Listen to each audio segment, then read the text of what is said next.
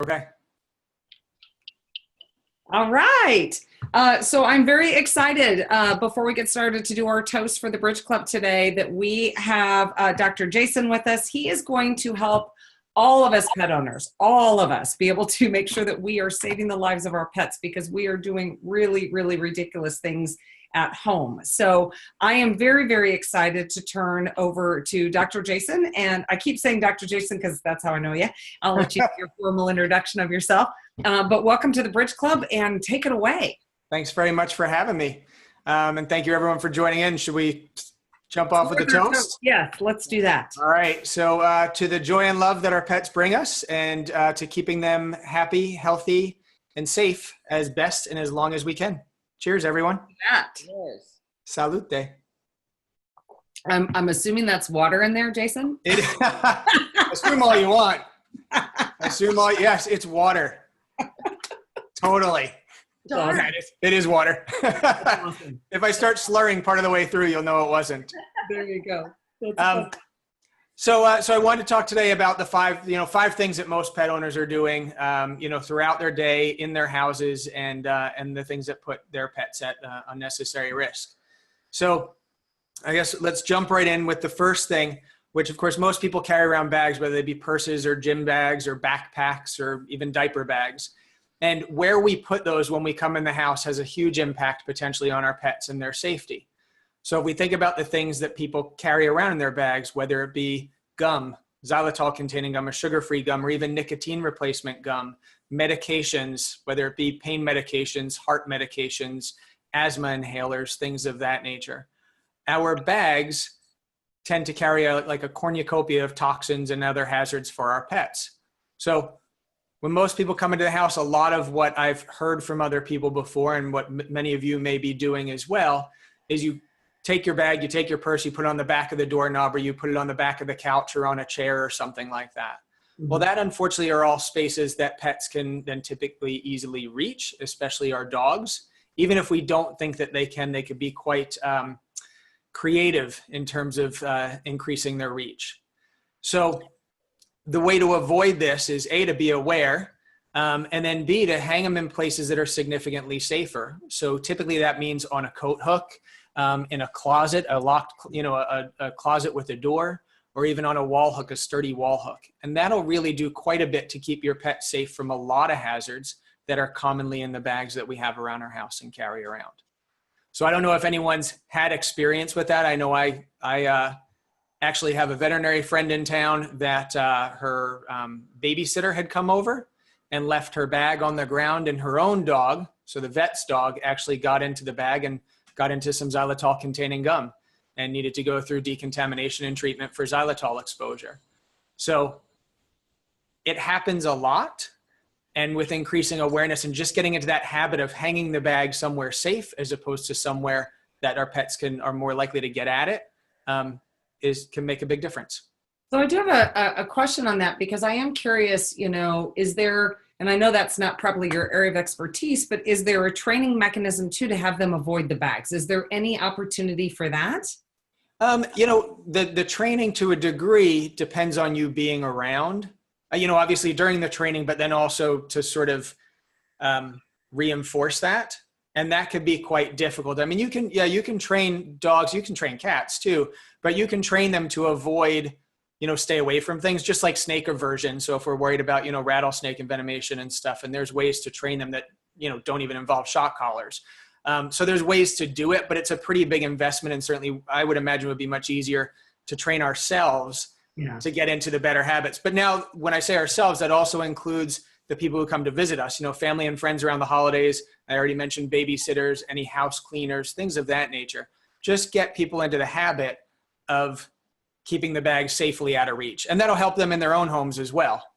I'm just thinking of, one of probably the biggest things that I'm noticing is like when we have a dinner party or something and we say, just throw your coats and bags in the living room.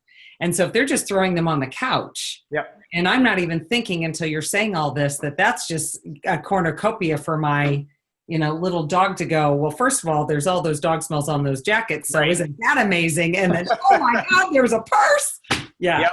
Yeah. And plus, at a party when you're hanging out with your friends and your family, you're not paying attention as much to what the dog's doing in the other room. Now, if you do have a party and there's a lot of things going on, you've got a lot of, because coats and jackets would be another source of these potential hazards in pockets and whatnot. So dedicating a side room where people can put their coats in their bags and then keeping the door closed, or even safer, if you're having a party, have a safe place for your dog, like have a separate room set up for your pets where they can be safe, secure, comfortable, not stressed. And then you don't have to worry as much about them, you know, because lots of things happen at parties as far as, you know, people giving them table scraps or them getting into the trash or what have you. Wow, that's really good. I like that one. That's a good one. So number one would be the way we hang or put down our bags, and changing the way we do that can increase safety. So number two in the list, unless anyone's got questions about that, number two in the list would be one that I think really surprises a lot of people. And speaking about bags, it's the hazard of suffocation in chip bags, in snack bags, potato chip bags, Doritos, Fritos, pretzels, cereal bags, you know, these types of things, these Mylar things. What a lot of people don't realize is that every year across the country, lots of pets actually suffocate and die in chip bags. We know, at least in terms of reporting to us and some other sources, it's happening at least a few hundred times every year across the country. The reality is, though, that's got to be a gross underestimate, because most people, and a lot of the survey data that we get back, if they come home and their pet is already suffocated and clearly dead, already in rigor mortis, a lot of times they don't bring them to the vet. So there's really no tracking of the actual numbers with which this happens. But based on the feedback that we've gotten through a survey we've had on the site for a few years now, we know that it's happening far more often than we thought it was. And so we're really working hard to try and raise awareness. And so if you think about it, you know, you've got a lot of these sitting around the house, and when you throw them out, they're just open here. Well, this creates a perfect opportunity for a dog in particular to stick their head in looking for the fat, the salt, the crumbs. Maybe there's, you know, a little bit more food left in there. They stick their head in, they start lapping around and breathing. It starts removing the air from there, creating a vacuum seal around their head, which they can't get off. No matter how big they are, no matter how strong they are. When I first start talking to people about this, I think this has got to just be a small dog problem because they're just not strong enough to get them off. The reality is, though, in our survey, a significant number of the pets, over 50% of the pets that have, you know, people have responded to this on, 50% of them are over 30 pounds, and about 15% of them are actually over 60 pounds. We've heard of this happening in Mastiffs, in labs. That shouldn't surprise anyone with labs, of course, because they lead with their nose. But really big, strong, solid dogs have suffocated and died like this. And it is not a pleasant way to go based on the scenes that people report when they come home. Oh my goodness. So The other thing, yeah.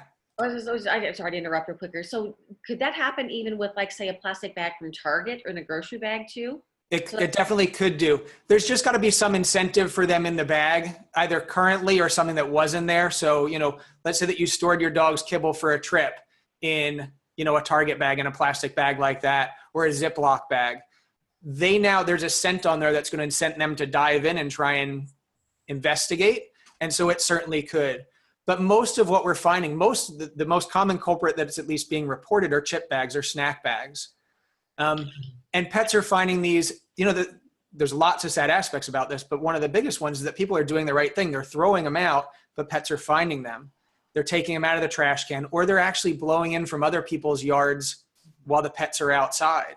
So now when you walk around, you know, you take your dog for a walk, you go by the park, just look on the streets, you'll start noticing like the little snack size bags just laying there. I mean, I walk around now, I pick most of those up. I'm always a little bit worried about what I might find in them, but I pick most of them up and do what I recommend people do with the bags around their house as well, because with this, that's a suffocation risk. Before you throw it out, if you flip it over, and we'll see, just tear the bottom. Now we've got a tube, so that's significantly less of a suffocation risk. And to be even safer, tear it along the side as well. And now you got a sheet. No pet is going to suffocate in that.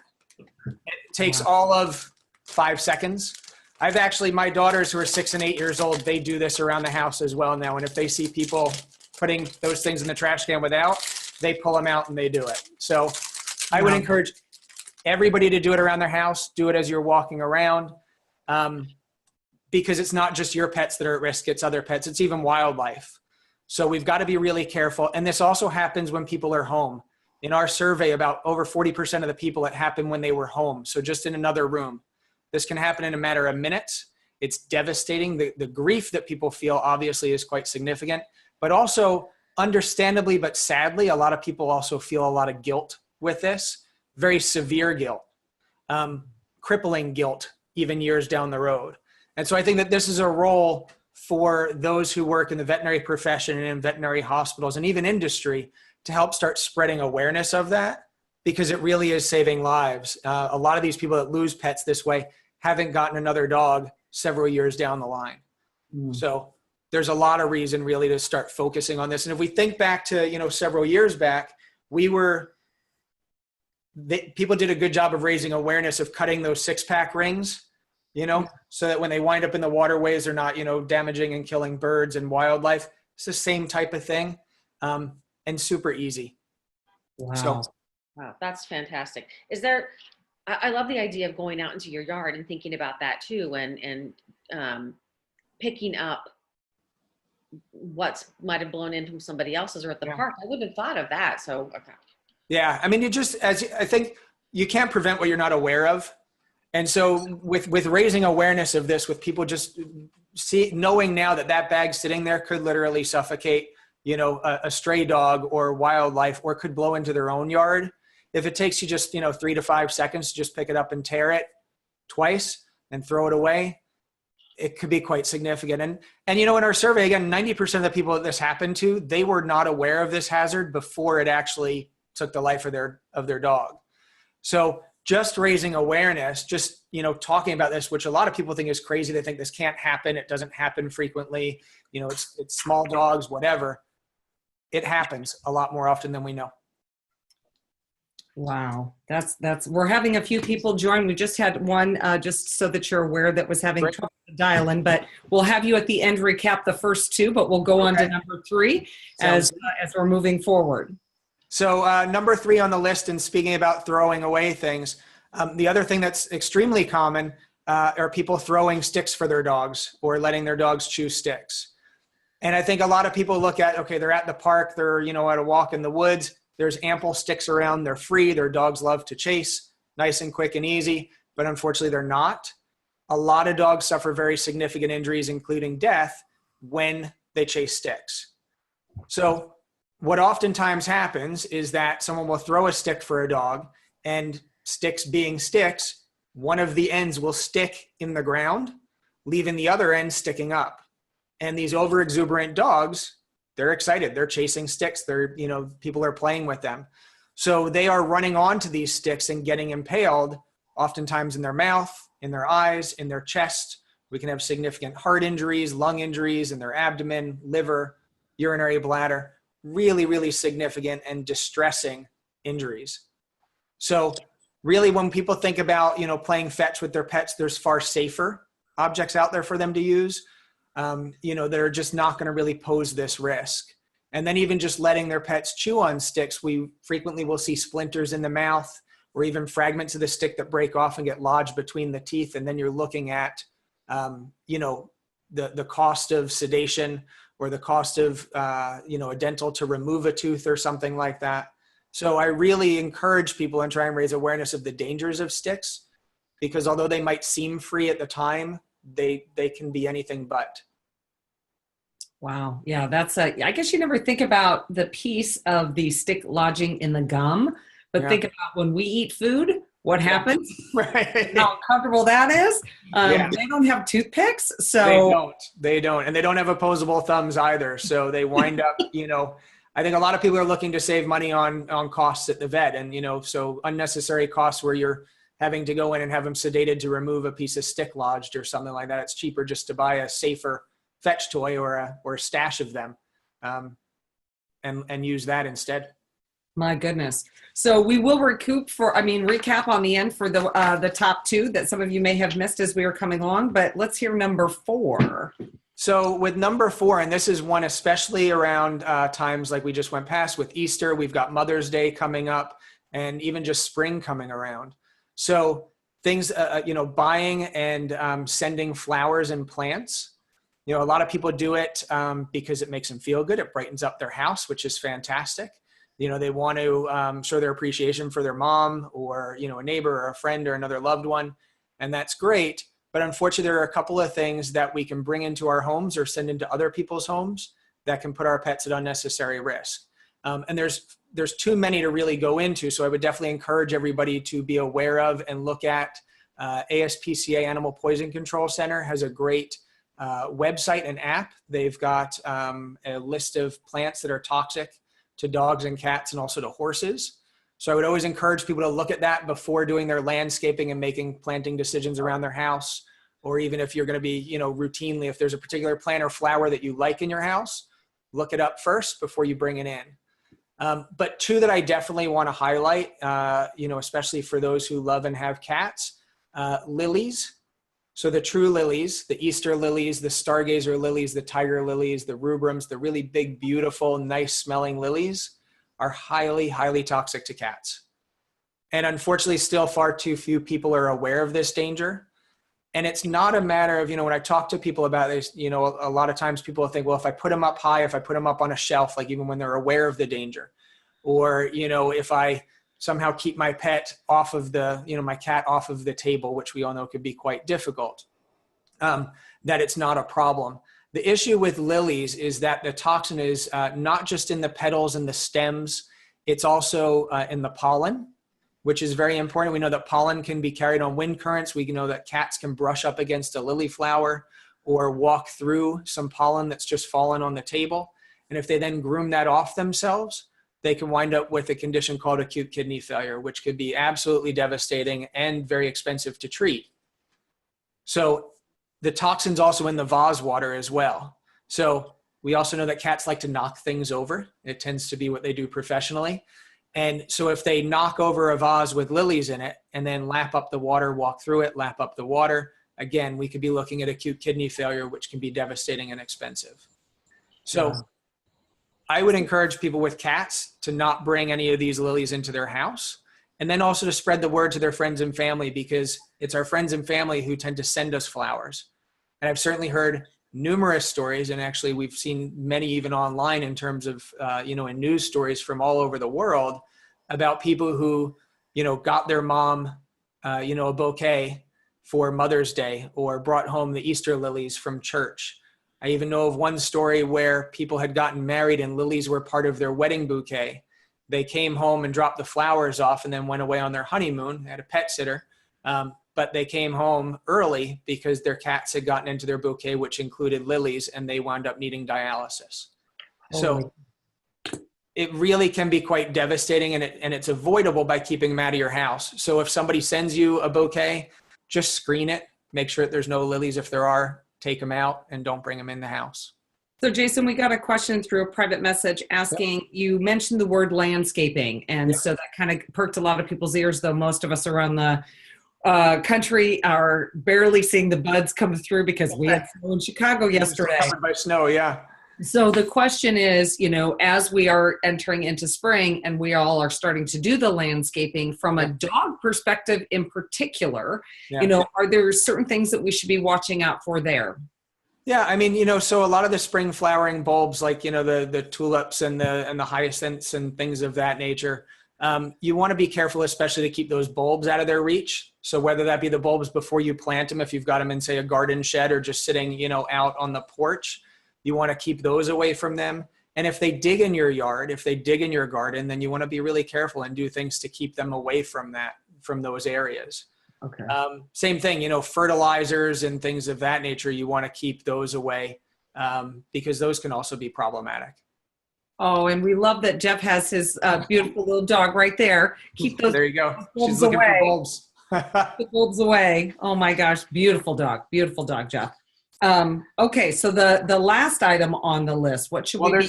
There's one other plant that I want to talk about as we're talking about landscaping, because again, it's another one that a lot of people are unaware of, but can be extremely devastating. Tends to be more of a problem with dogs, but can be problematic for cats. Would be Sago Palm. It looks like somebody just popped up with it. They're beating me to it. So yeah, Sago Palms are a huge problem. And it's not, I think we used to think mostly in the Southwest and in the Southeast, where they're a big part of the landscaping. But the reality is I've seen these in Portland and Home Depot and IKEA as houseplants. And Sago Palms are absolutely devastating. They can destroy the liver of a pet that eats even a relatively small amount of it. And even with very aggressive care, very aggressive medical care, even if finances aren't an issue, sometimes we can still be very unsuccessful with the treatment. So I will say, then we just had one popping up. I want to know about, what about daily lilies in the yard? What is that? Are those different? Some of them can be quite problematic. So it's the true lilies in the species Lycium and Hemerocallis. So again, just looking up before you get a flower, before you get a plant, whether on that ASPC Animal Poison Control app, because that can always be with you on the phone, and just making sure, because unfortunately this awareness isn't on the flowers.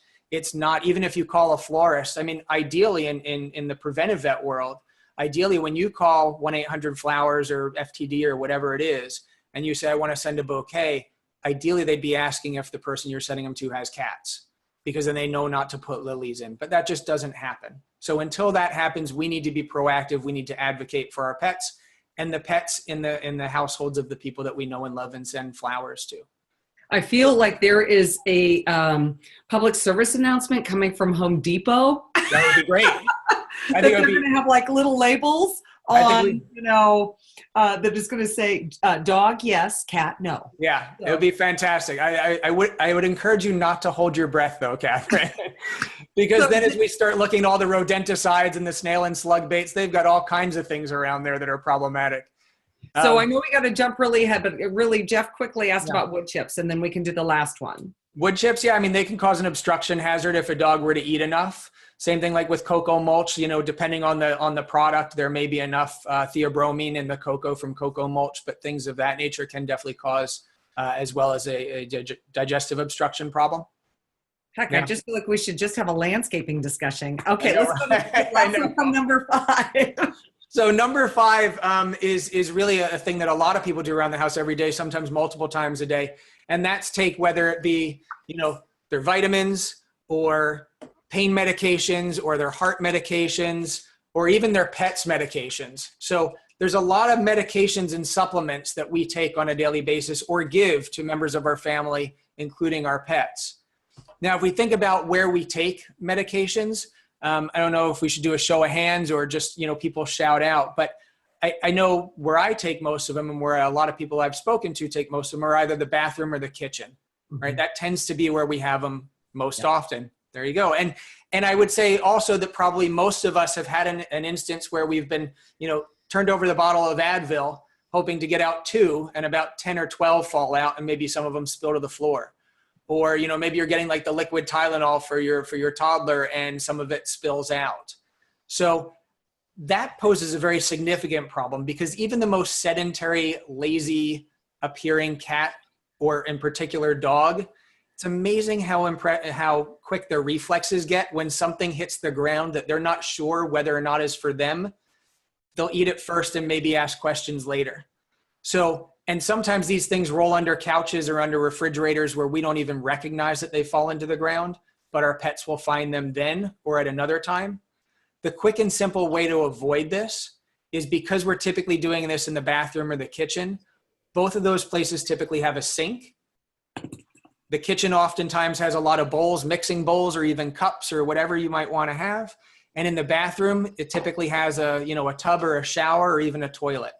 Just stand over one of those containment areas when you're dumping out and dispensing those medications and supplements.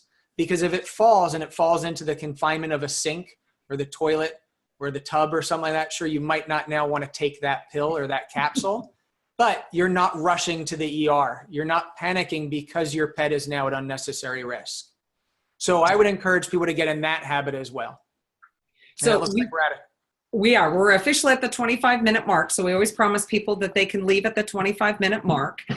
We will be staying on for another about 10 minutes. So this is a pure open conversation. So you can unmute, you can just jump in and chat. But so if you need to leave, please feel free to. But Jeff, can you recap for those that came on 1, 2, 3, 4, and 5 again? Just so You want that me to do it, or you want Jeff to do it? I'm sorry, not Jeff. I'm sorry, Jason. You're on, Jeff. Go, Jeff. Go on the spot. So number one was the where, why, and how we put down our bags. So from our purses, gym bags, backpacks, diaper bags, things of that nature. Get in the habit of hanging them on a sturdy coat hook or a wall hook, or putting them in a closet, as opposed to on the couch, on the floor, the back of the doorknob, just because there's lots of hazards and toxins in our bags on a regular basis. Number two, again, speaking about bags, is the danger of chip bags, snack bags, cereal liner bags, even pet food and pet treat bags, and the suffocation hazard that, again, happens far more often than I think most people are aware of, and far more often than I think anyone's aware of, because it's grossly underreported. But it's easily preventable, and it's a devastating problem when it happens. So get in the habit of tearing up your bags, tear them along the side, tear them along the bottom, make them a flat sheet as opposed to a bag, so that your pet and wildlife and your neighbor's pets are less likely to suffocate and die as a result of it. Number three, again, speaking about throwing things, throwing sticks, or letting your dogs in particular chew or fetch sticks because of a very significant and serious and common risk of impalement on that, which can lead to very significant medical costs or even death. Number four would be buying and sending flowers and plants and doing your landscaping. Again, look at the ASPC Animal Poison Control app and website to screen these things before you plant them in your yard. Take steps to keep these things away from your cats and dogs. And very specifically for cats, the true lilies, keep them far away. Sago palms, be very aware of and consider keeping far away, because those are devastating as well. And then finally, number five is the way we take and dispense our medications and supplements, or those of our family members and our pets. Get in the habit of doing it, dispensing them over a sink or a bowl or the toilet or the tub, just so they're going to fall into a confined area when they eventually fall out, as opposed to finding their way into your pet's mouth. So that's my five. So Jeff, I do have a question. So explain what Preventive Vet is, and explain why conversations like this need to happen both in the clinic and among pet owners. So I think there's a question here, is this only going to be a dialogue for veterinarians, or how does that work?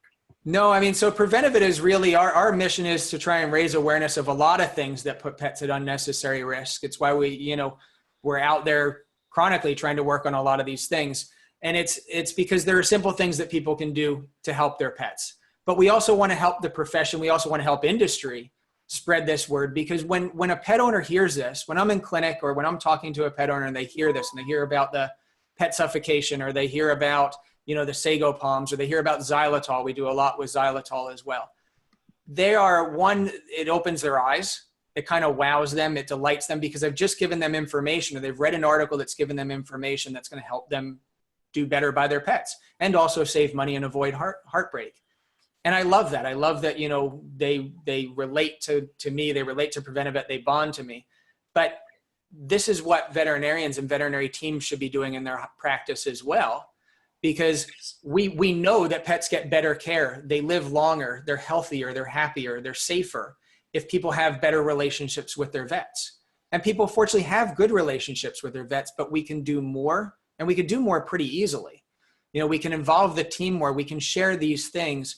We know that a lot of pet owners view their relationship with their vet as transactional. There was a Bamfield study back in 2015 that said that a lot of people view their relationship with their vet as transactional. It leads to the purchase of a product or a service. And so as a result, when they've got a lot of questions, they'll first turn to things like the internet or their breeder or their groomer or the pet store. And that's fine. These are other resources, but really the most trusted advisor for people along this journey and this path with their pets should be their vet and their veterinary team. So if we share things that are non-transactional, like I just, told you guys about 5 things, right? None of those things would lead to a person having to bring their pet into the hospital. If you prevent a problem, if you don't give your dog access to Sago Palms, if you don't give put lilies in your cat's environment, if you don't put your bag on the ground and they don't get into your marijuana or your pain medication or your xylitol gum or whatever, you're not going to the hospital. So you're giving them altruistic information and proving to them that you really truly have the whole picture of their pet's health and safety front of mind. That's the stuff that builds trust and bonds. And that's what really we advocate very strongly for veterinary teams to do this. I mean, it's a big part of the reason why we wrote and published our 101 Essential Tips book series, because these are great giveaways for the new pet owner. I mean, we've pulled it. Even people that are experienced, even veterinarians and veterinary nurses have learned things from the books.